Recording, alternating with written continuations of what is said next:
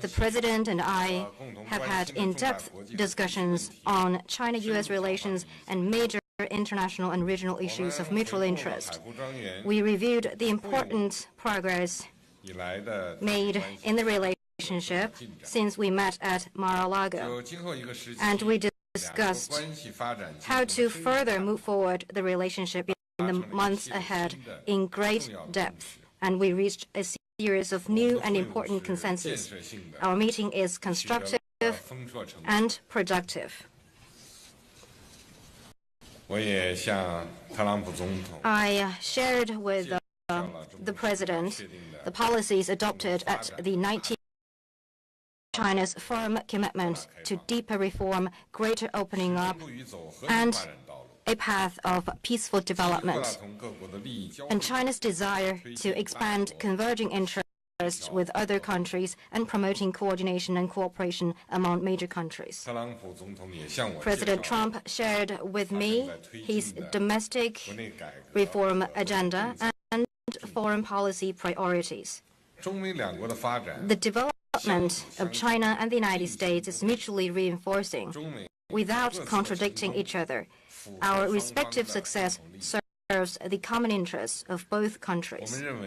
We believe that facing the complex and changing international landscape, in maintaining world peace and stability, in promoting global development and prosperity, China and the United States, being two large countries, share more common interests, shoulder greater responsibility, and enjoy broader room. Growing China-US relationship is not only in the fundamental interest of the Chinese and American people, it also meets the expectations of the international community.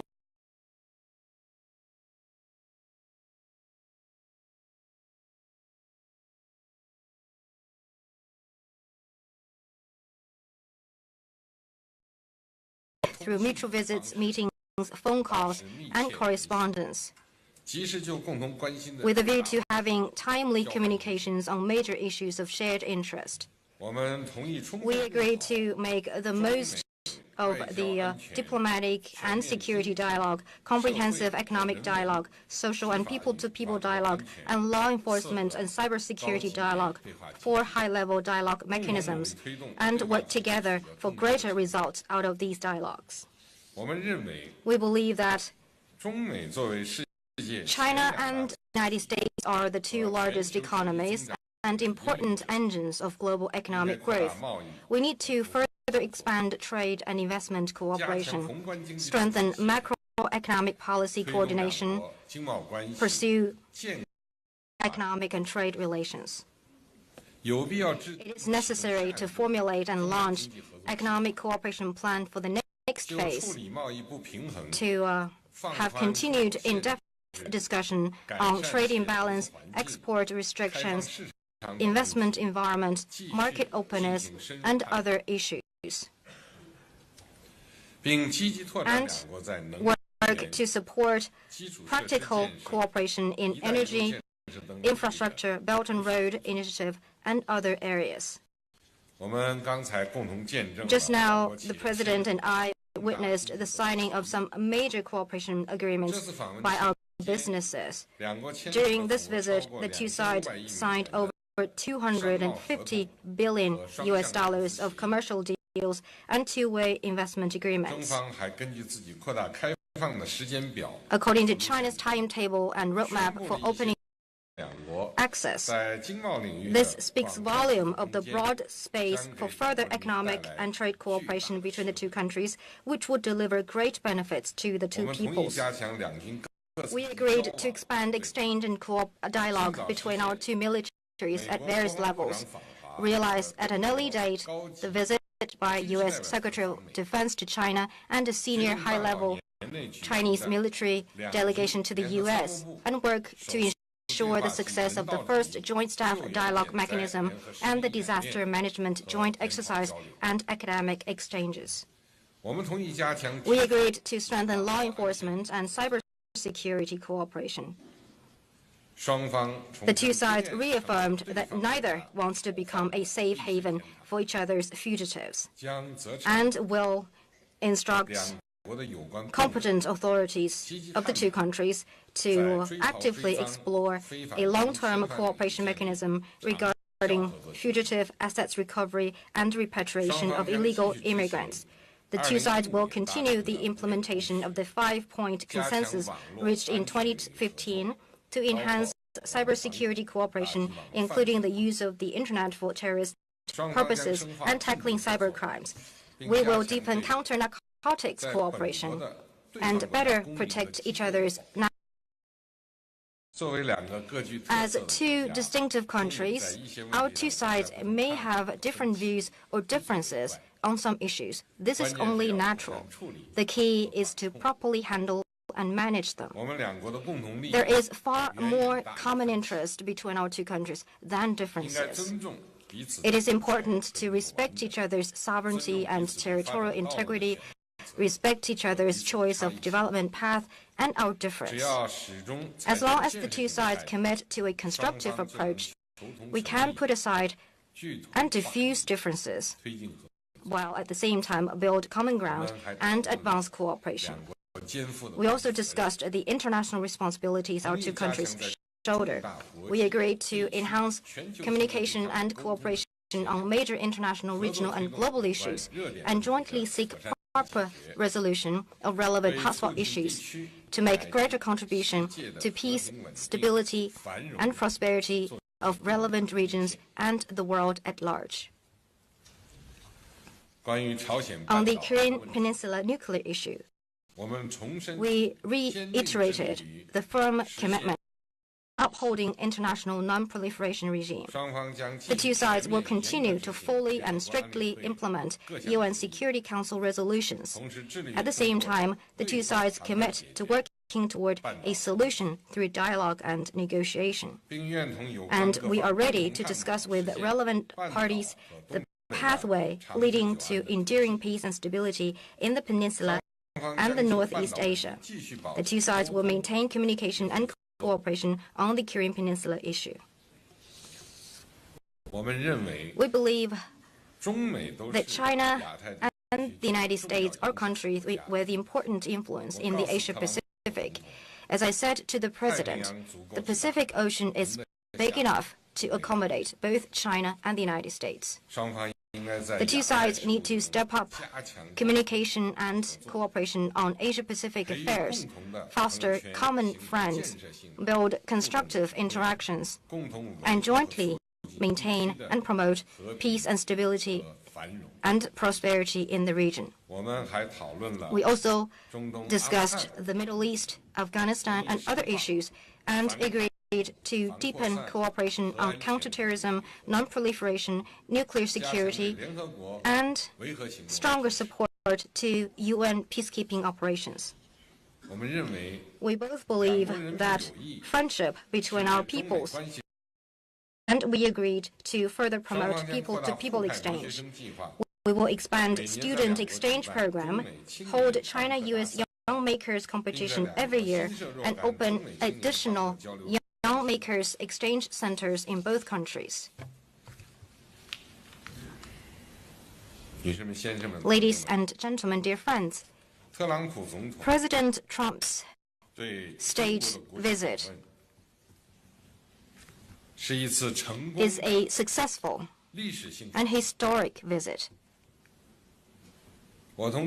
Together, the two of us have set out the direction and draw up the blueprint for China-US relations in the coming period.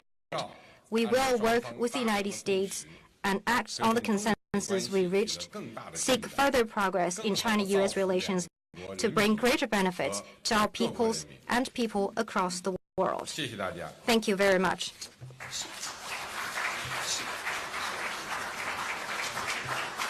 Thank you very much, Your Excellency. Now, President Trump, you have the floor. Thank you. President Xi, I want to thank you for that incredible welcoming ceremony earlier this morning. It was truly memorable and impressive and something I will never forget. Melania and I are honored to visit your country. with its ancient history, dynamic people, and thriving culture. I tour that was given to us yesterday of the very majestic Forbidden City. Your people are proud of who they are and what they have built together. And your people are also very proud of you. I want to congratulate you on the recent and very successful 19th Party Congress. Perhaps now more than ever, we have an opportunity to strengthen the relationship between our two countries and improve the lives of our citizens as long as we stand together with others, if necessary, against those who threaten our civilization. That threat will never happen. It doesn't even have a chance. As I said in my address yesterday in Seoul, the entire civilized world must unite to confront the North Korean menace.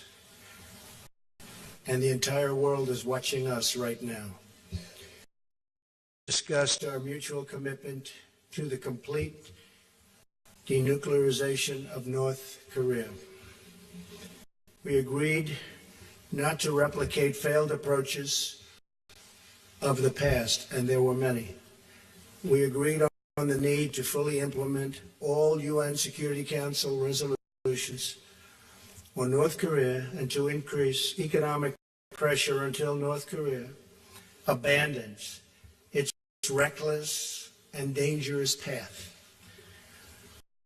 All responsible nations must join together to stop arming and financing and even trading with the murderous North Korean regime.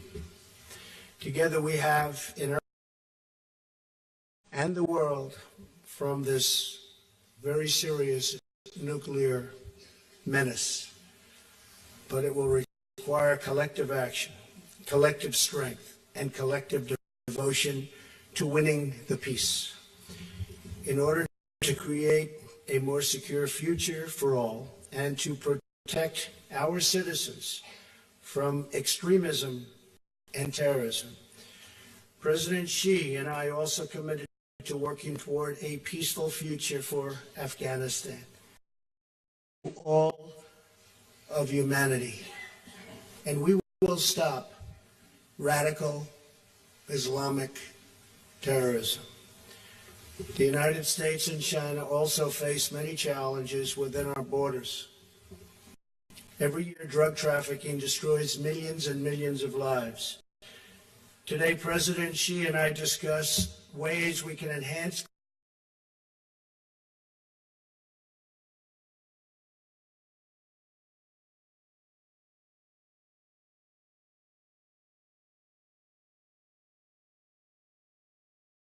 and into our communities. A special emphasis will be placed on the new phenomena, fentanyl, destroying lives by the millions. We're going to be focusing on it very strongly, the President and myself. In addition to improving the safety and security of our citizens, President Xi and I discussed improving our want a vibrant trade relationship with China. We also want a fair and reciprocal one. Today, I discussed with President Xi the chronic imbalance in our relationship as it pertains to trade and the concrete steps that we'll jointly take to solve the problem of the massive trade distortion. This includes addressing China's market access restrictions and technology transfer requirements, which prevent American companies from being able to fairly compete within China. The United States is providing a level playing field for our workers. At the same time, our relationship with you and China is a very important one to me, and to all of the people of our country. And just by looking at the tremendous, incredible job-producing agreements just signed by those major companies, we're off to a very, very good start. As part of our commitment to regional stability and peace, the United States also continues to advocate for reforms that advance economic freedom, individual rights, and the rule of law. The United States, working with China and other regional partners, has an incredible opportunity to advance the cause of peace, security, and prosperity all across the world. It's a very special time, and we do indeed have that very, very special opportunity. A great responsibility has been placed on our shoulders, President. It's truly a great responsibility. And I hope we can rise to the occasion and help our countries and our citizens reach their highest destinies. And again, you're a very special man for your gracious hospitality. I send my warmest regards to your citizens. I honor their heritage and celebrate their great, great possibilities and potential for the future. In the coming months and years, I look forward to building an even stronger relationship between our two countries, China and the United States of America, and even closer friendships and relationships between the people of our countries. Mr. President, thank you very much. Thank you.